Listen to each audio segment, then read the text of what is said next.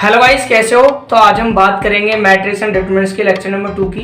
Lecture number 1 में मैंने matrix के एप्लीकेशंस और मैट्रिक्स के बारे में और उसके कुछ टाइप्स बता दिए हैं। अगर वो आपने नहीं देखे हैं तो आप जाकर के देख सकते हैं, लिंक डिस्क्रिप्शन में है, ऊपर मैं आई बटन भी दे दूंगा, वहाँ से भी जाकर के देख सकते हैं। तो लास्ट लेक्चर में मैंने स्क्वायर मैट्रिक्स की बात की थी, तो वहीं से आज कंटिन्यू करते हैं। तो स्क्वायर मैट्रिक्स में क्या होता है। स्क्वायर मैट्रिक्स में जो होता है number of rows equal to में नंबर ऑफ कॉलम्स होता है।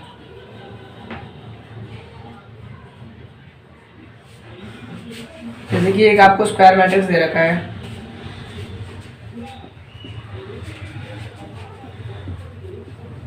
तो ये 3/3 का है। इसमें रोज भी 3 है और कॉलम भी 3 ही है। तो स्क्वायर मैट्रिक्स को दो पार्ट्स में डिवाइड किया गया है। पहला होता है ट्रायंगल मैट्रिक्स और दूसरा होता है डायगोनल मैट्रिक्स।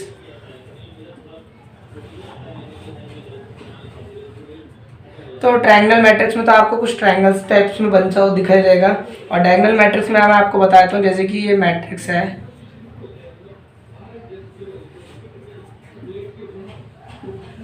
तो ये जो क्रॉस में ये जो एलिमेंट्स दिख रहे हैं डायगोनल में, इसे बोलते हैं डायगोनल्स ऑफ मैट्रिक्स।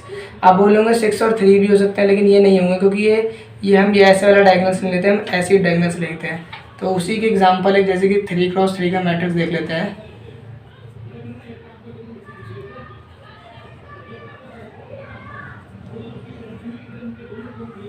तो इसमें जो डायगोनल्स हो जाएंगे वो हो जाएंगे 4, 6 और 2। तो जो ट्रायंगल मैट्रिक्स है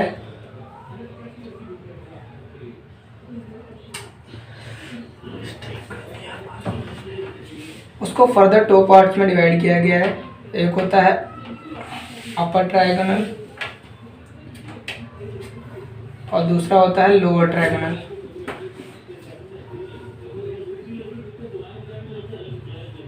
तो जो अपर ट्रायंगल होता है उसमें क्या होता है, ऊपर में मैट्रिक्स में ऊपर में आपको ट्रायंगल बनकर दिखा जाएगा। जैसे कि इसमें दिखा देता हूँ मैं आपको।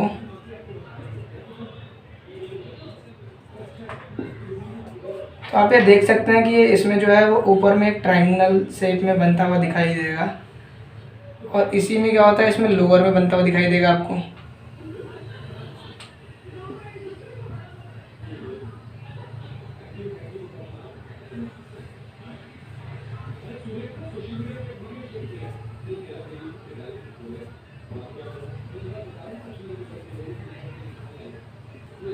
तो देख सकते हैं आप, जैसे कि इसमें लोअर में ट्रायंगल बनते हुए दिखाई दे रहा है। तो ये हो गया लोअर ट्रायंगल मैट्रिक्स और ये हो गया अपर ट्रायंगल मैट्रिक्स। तो अब हम बात करते हैं डायगोनल्स मैट्रिक्स की।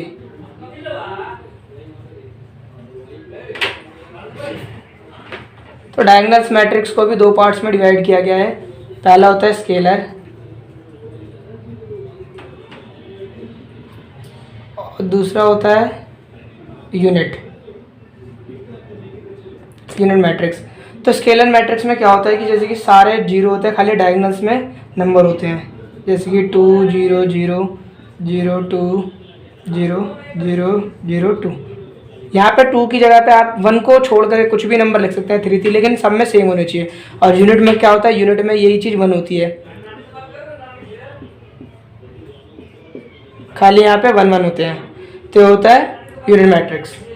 तो इसी में आता है ट्रेस ऑफ मैट्रिक्स। तो ट्रेस क्या होता है, तो sum of the all elements along the principal diagonal, मतलब डायगोनल्स को हम प्रिंसिपल डायगोनल भी बोलते हैं कि डायगोनल्स में जितने भी एलिमेंट्स होते हैं उनका सम करेंगे तो वो होता है ट्रेस। जैसे कि एग्जांपल के लिए मैं आपको बता दूं कि एक मैट्रिक्स दिया है A में 4 3 2 0 2 4 6 9 3।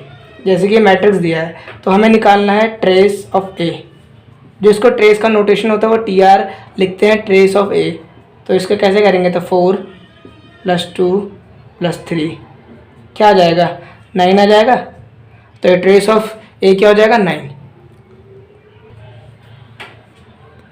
तो अब बात करते हैं algebra of matrix. Algebra of matrix में क्या आता है, पहले आता है ऐड और सब्ट्रैक्ट, कि 2 मैट्रिक्स को हम ऐड और सब्ट्रैक्ट कैसे कर सकते हैं। फिर आता है मल्टीप्लाई बाय स्केलर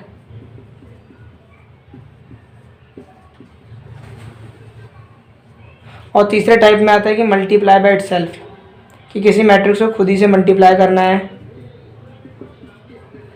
या दो मैट्रिक्स को आपस में मल्टीप्लाई करना है तो कैसे करेंगे। तो ये सारी चीज़ें देखते हैं। तो पहले हम ऐड और सब्ट्रैक्ट देख लेते हैं। तो ऐड और सब्ट्रैक्ट में क्या होता है कि वी कैन ऐड और subtract two matrix if only they are of the same order. जब दो मैट्रिक्स सेम ऑर्डर के होंगे तभी हम उन्हें ऐड कर सकते हैं, सब्ट्रैक्ट कर सकते हैं।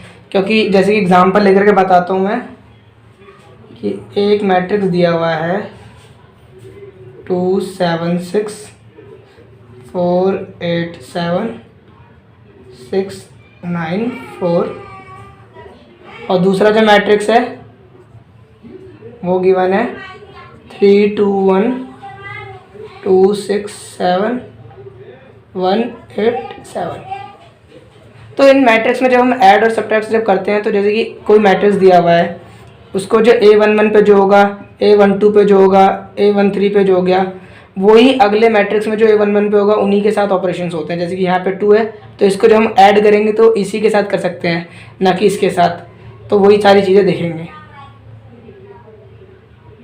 तो जैसे कि हम इसमें करते हैं A प्लस बी, ठीक है। तो 2 प्लस 3 कितना हो जाएगा, तो हो जाएगा 5। अगला हो जाएगा 7 प्लस 2 कितना हो जाएगा, तो हो जाएगा 9। 6 प्लस 1 कितना हो जाएगा, तो हो जाएगा 7। 4 प्लस 2 कितना हो जाएगा, तो हो जाएगा 8। 8 प्लस 6 कितना हो जाएगा, तो हो जाएगा 14। 7 प्लस 7 कितना हो जाएगा, तो हो जाएगा 14। 6 प्लस 1 7। 9 प्लस 18 17 और 4 प्लस 7 11। तो ये A प्लस बी हो गया आपका। अब इसी में A माइनस बी देखते हैं। A माइनस बी में हमें खाली साइंस की थोड़ी दिक्कत होगी कि इसके 2 माइनस 3 करेंगे तो ये जाएगा -1। और उसी तरीके 7 माइनस 2 तो हो जाएगा 5। हो जाएगा 6 माइनस 1 तो हो जाएगा 5। ये हो जाएगा यहाँ पर जाएगा 4 माइनस 2 तो हो जाएगा 2। 8 माइनस 2 तो हो जाएगा 2। 7 माइनस 7 तो हो जाएगा 0। ये हो जाएगा 6 माइनस 1 तो हो जाएगा 5। हो जाएगा 9 माइनस 8 तो हो जाएगा 1 और 4 माइनस 7 तो -3। तो ऐसे तरीके से हम A प्लस बी भी निकाल सकते हैं, A माइनस बी भी निकाल सकते हैं। तो एडिशन और सब्ट्रैक्शंस में कुछ प्रॉपर्टीज़ हैं तो वो मैं आपको बता देता हूँ। जैसे कि A प्लस बी है तो उसको B प्लस ए लिख सकते हैं, वो कॉम्यूटेटिव लॉ के अकॉर्डिंग। लेकिन इसको अगर इसमें माइनस होगा तो वैसे माइनस को नहीं लिख सकते क्योंकि माइनस में साइन चेंज हो जाएगा ना सारी चीज़ें। उसी तरीके से अगर A प्लस बी ब्रैकेट में दे रखा है प्लस C दे रखा है ब्रैकेट के बाहर, तो उसको हम A अगर ब्रैकेट से बाहर है और प्लस B प्लस C दे रखा है तो वो भी हो सकता है इक्वल है क्योंकि एसोसिएटिव लॉ के अकॉर्डिंग।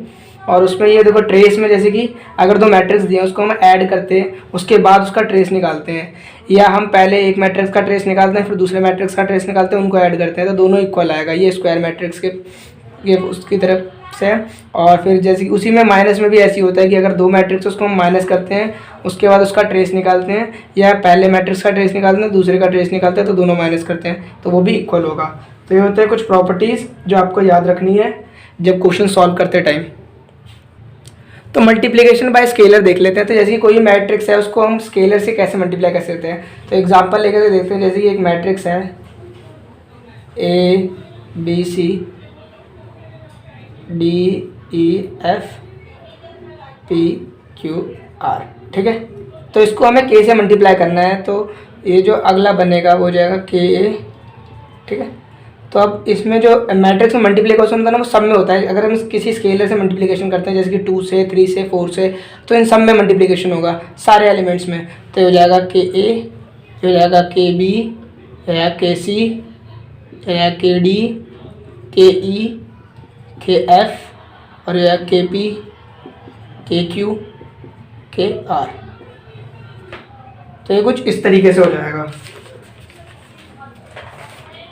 और इसी में एक प्रॉपर्टी होती है कि जैसे कि अगर कोई मैट्रिक्स है उनको हमें ऐड करना है, A प्लस बी ऐड करके अगर हम उसमें K कांस्टेंट से मल्टीप्लिकेशन करते हैं और वो इक्वल होता है अगर हम पहले A में ऐड कर दें कांस्टेंट से और B में ऐड कर दें कांस्टेंट से, ठीक है। ये प्रॉपर्टीज़ होती है थोड़ी याद करने लिए। तो इसी में जो है वो कुछ नोट करने वाले पॉइंट्स है। जैसे कि अगर एक मैट्रिक्स दिया है स्क्वायर मैट्रिक्स दिया है तो जब उसका हम ट्रेस निकालते हैं ट्रेस निकाल करके अंदर में पहले हम उसमें कांस्टेंट से मल्टीप्लिकेशन करके उसका ट्रेस निकालते हैं, वो इक्वल होगा, पहले का ट्रेस निकालेंगे और फिर उसमें मल्टीप्लिकेशन करेंगे। जैसे कि आपको हिंट दे देता हूँ, जैसे कि 2 4 3 2, ठीक है, ये है। तो इसमें अगर हम पहले इससे मल्टीप्लाई कर देंगे 3 से मल्टीप्लाई करेंगे तो ये क्या हो जाएगा, ये हो जाएगा 6, ये जाएगा 6 12 9 6, ठीक है। अब इसका ट्रेस निकालेंगे तो ये हो जाएगा 12, ठीक है। अब उसी तरीके से उसमें क्या है, पहले ट्रेस निकाल दिया है तो इसमें ट्रेस पहले निकालेंगे, इसके हम पहले ट्रेस निकाल लेंगे तो हो जाएगा 4। अब इसको हम 4 को अगर 3 से मल्टीप्लिकेशन करेंगे तो ये भी आएगा 12, तो ये दोनों हो गए ना इक्वल। तो उसी तरीके से नीचे वाले में क्या है, नीचे वाले में क्या है, अगर ए दिया हुआ है आपको ये matrix, then a plus a, तो ज़्यादा 3 बार इसको अगर ऐड करेंगे तो 3 बार जब इसको ऐड करेंगे तो डायरेक्ट इसको लिख सकते हैं हम 3a लिख सकते हैं, क्योंकि अगर हम 3 जैसे कि ये, क्योंकि सारे नंबर सेम ही है तो इसको हम डायरेक्ट 3 से मल्टीप्लिकेशन करेंगे और यहाँ पे लिख देंगे 1 -2 2 3 और डायरेक्ट मल्टीप्लिकेशन करके आंसर निकाल देंगे।